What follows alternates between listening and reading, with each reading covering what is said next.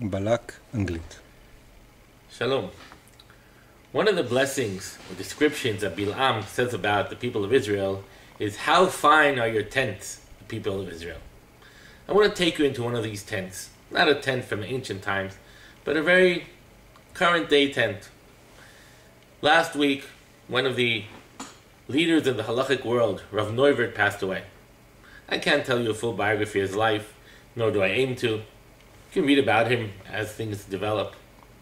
I want to tell you about my meeting with him. There were even two places I can stop at. One, as a young child, high school student.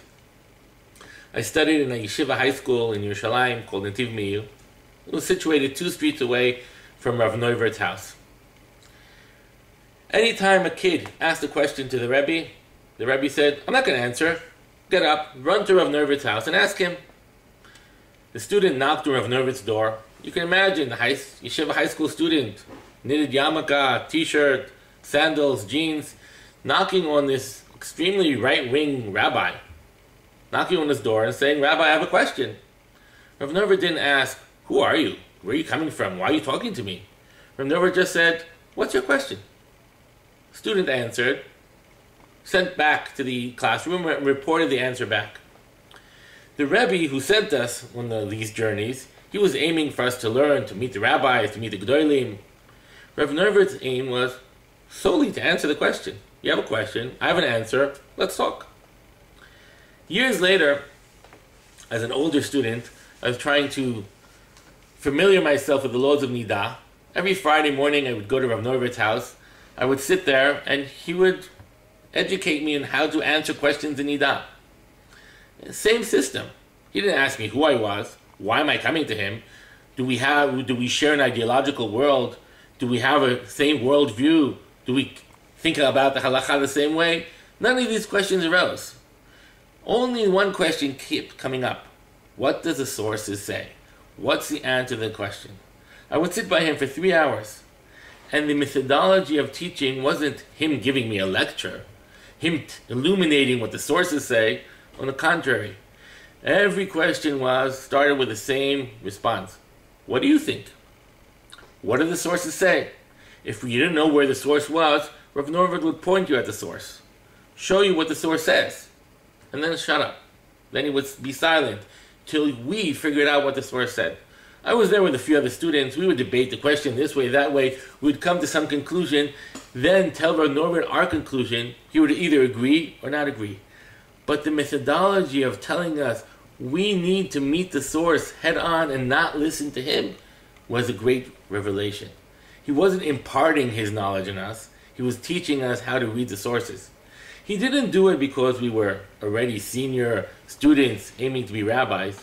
I happened to chance on a class he gave to 15-year-old kids. He sat with them with an open book, Shulchan Aruch open in front of him, the same book open in front of the students.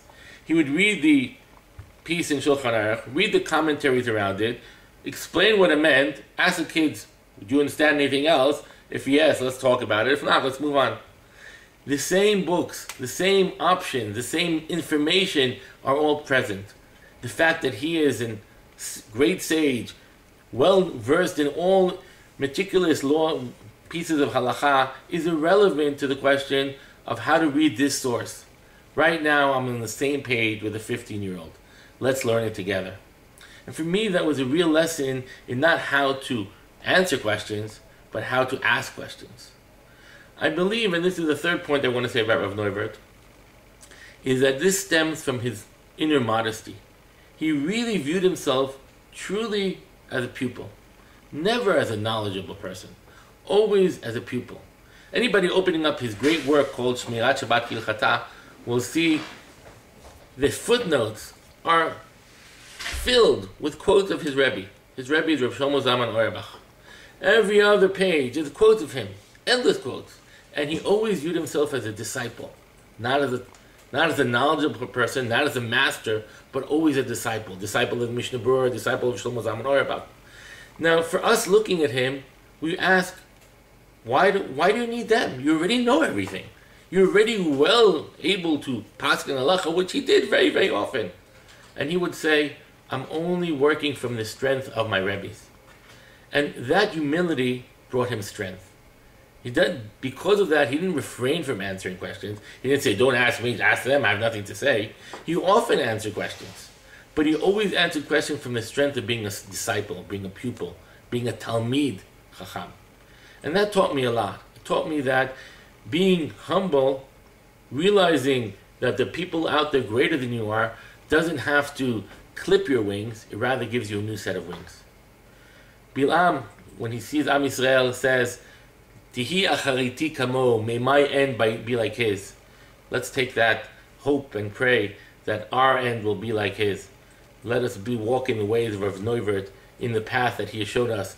Humility leads to strength. Shabbat Shalom.